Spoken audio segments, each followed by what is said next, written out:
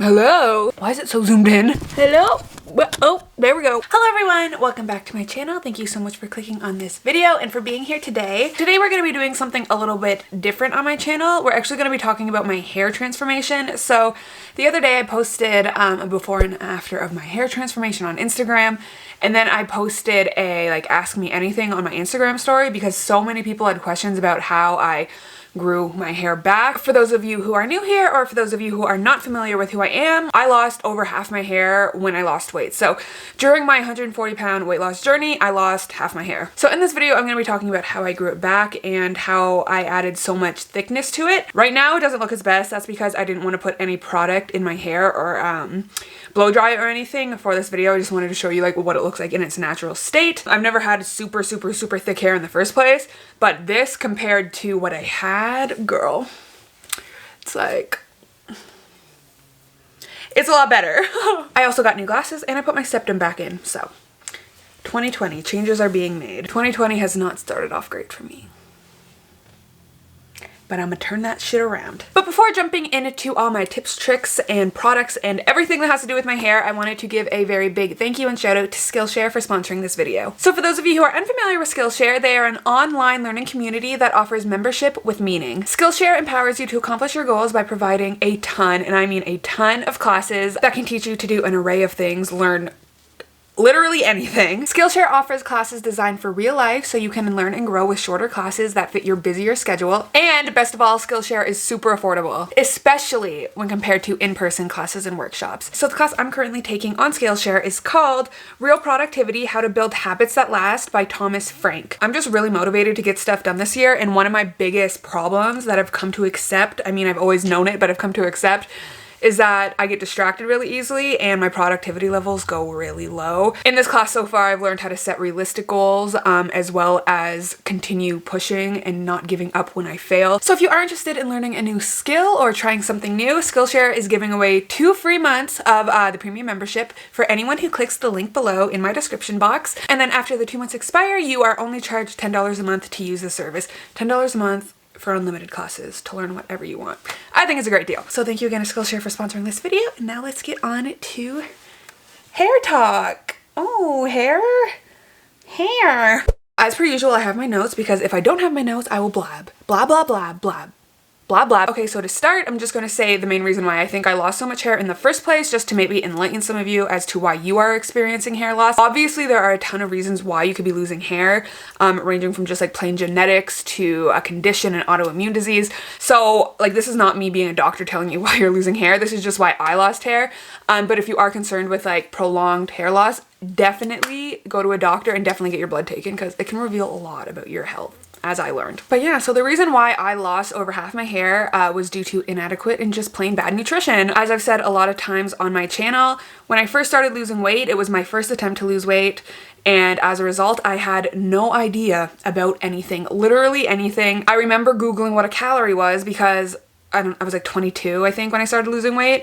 At the age of 22, I didn't know what a fucking calorie was. So I think that goes to show how little knowledge I had in nutrition. So when I started losing weight and I started losing weight rapidly, I just assumed I was doing something right when, as I look back now, I wasn't. So I was too restrictive with my calories, as I've said many times on this channel, and I didn't track anything that needed to be tracked. So when you're dealing with weight loss, we really fall into the tendency of just eating whatever we want as long as it results in weight loss. You know, I'm a big advocate of flexible dieting, is what I do, but I feel the bad side is if you haven't yet fix your relationship with food, you're just gonna fill up all your daily calories with chocolate and Oreos and nothing with actual nutritional value or a vegetable. Can you eat a fucking vegetable? But yeah, so going for almost a year on a super severely restricted diet paired with my binge eating disorder and also my exercise addiction, you can kind of start to see why my body was freaking out a bit. So the reason why bad nutrition leads to hair loss is because of nutrient deficiency. So for me, since I was eating so little and I wasn't tracking anything, I wasn't getting any essential nutrients and I was not, like I said,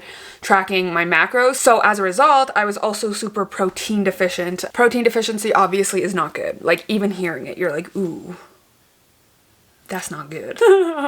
So eating unbalanced meals paired with not eating enough, I stood no chance in hell, okay? I stood no chance in hell of keeping my hair, of my luscious locks. But my nutrition was so bad. I feel if you go back in my videos, sometimes I go back and watch my really old videos and I think I look sick, because I was, but I feel like I can see a big difference between then and now, like now that I'm eating a much more balanced, healthy diet than when I was just restricting and eating whatever the fuck I wanted, as long as it fit in my calories. But actually, when I was at my lowest point, I've been going to the doctor for quite a while now because of my digestive issues, but I had my blood taken in like 2017, so that would have been like at the height of my binge eating disorder and like when I was restricting the most, and my blood levels were so bad that I was categorized as malnourished, and it takes a lot. It has to be like really bad to get there, to still be eating like at least 1,500 calories but be malnourished. Like,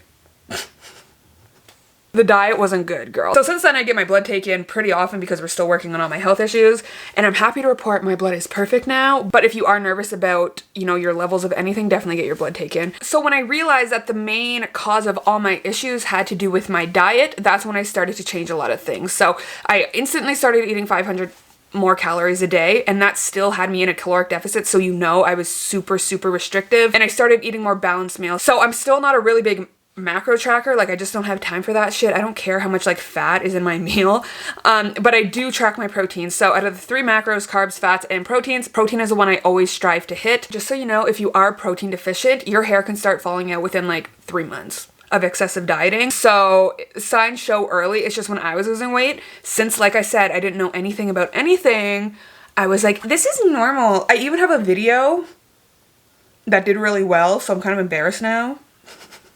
And I'm like, I lost half my hair, but it's normal. I have a lot of videos I'm embarrassed about, guys, but I don't delete them because I'm like, look how far I've come. All right, so a lot of you did ask what vitamins I track. I don't track super like vigilantly, but I do supplement vitamins. So the ones I supplement are B12. That's just a vegan thing. I feel like all vegans are like, we gotta supplement our B12, even though I think because I have a lot of fortified beverages with B12, so I think I'm hitting it anyway, so I'm just like extra B12. Iron, because I was super deficient for a long time from restrictive dieting, and that was fun. Veggie omega, calcium, and vitamin A. Vitamin A is really good for like creating oils and stuff in your hair, so it like grows. Honestly, like I said about B12, I don't even necessarily think I have to supplement these because I get them all in my diet since I eat way more food now, but I just like taking vitamins. I am a vitamin person, so just in case, I'm like, let me take my vitamins. And I like taking them, so. But yeah, so just to kind of recap that, the way I grew back my hair is by focusing on what I put in my body. That's something a lot of people don't focus on, but it makes complete sense. Like, obviously, your body is going to reflect what you feed it. The healthier you eat, the healthier you're gonna be. So as soon as I started eating healthier and taking, like, my food more seriously, that's when I really started to see an improvement in my hair. So yeah, if you are experiencing hair loss and you think it might have to do with your diet, definitely look into it. This can happen to people even if you're not trying to lose weight, because some people just naturally don't have the best diets. You know, I know people who eat like Oreos for lunch.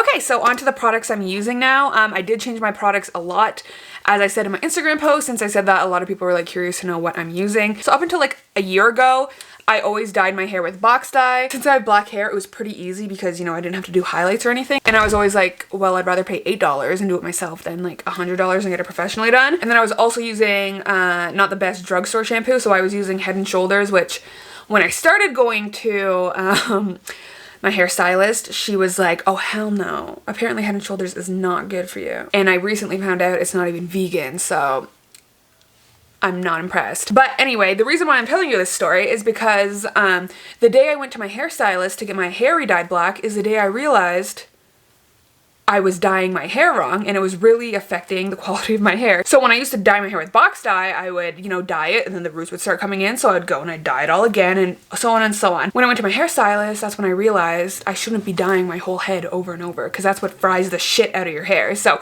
since then, since for like a year, she's only been dyeing my roots. So all of this hair isn't like constantly dyed and fried. So that was a big thing that I learned. So if you're someone dyeing your hair with box dye, consider just dyeing your roots, especially if it's like black, because there's no reason to keep dyeing the black. Like, this black has not faded at all. Since going to my hairstylist, I completely changed, like I said, what I'm using in my hair. Do you know how like each hair salon has like a brand of shampoo and stuff they carry. So my hair salon carries Lanza products. So I've shown these in a video before. They have a ton of different types. I actually use more than just this one, but since I'm in California, these are the ones I have in California.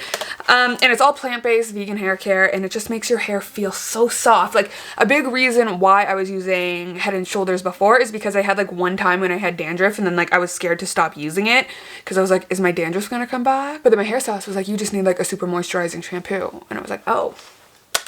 So that's what I got. So this is just like the color one for colored hair, and this is like the moisturizing one for that. I also learned, guys, that when you're like shampoo and conditioning your hair, you should apply the shampoo to the roots and then let like the excess go into your ends, because shampoo dries your ends out. And then for conditioner, you should apply it to the ends and a little bit in the roots. So that's something I learned. I did not know that, so that's a helpful tip. Something I've also stopped doing a lot is putting heat in my hair. So like I said, this is natural. Obviously I still put heat in my bangs. That's another big question I got is, do I have to style my bangs every day?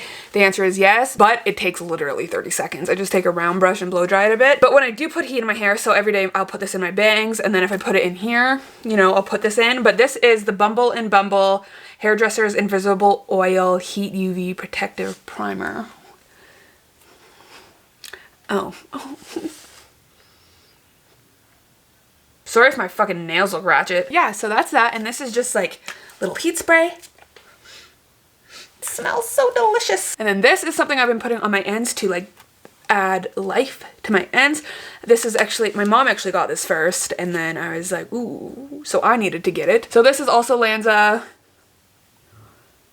And it's keratin healing oil. And the other shampoos I had, like I said, I have more shampoo. It is the keratin, so it's really good for your hair. But there's that. I don't know if this has made a difference at all, but I also wanted to show this. This is my new hair straightener, but it's like a brush.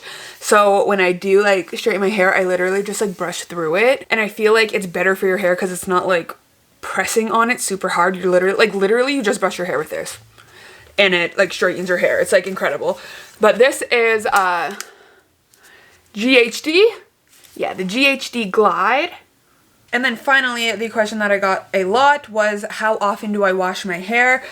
This might surprise a lot of people. I know you're not supposed to, but I wash my hair every day.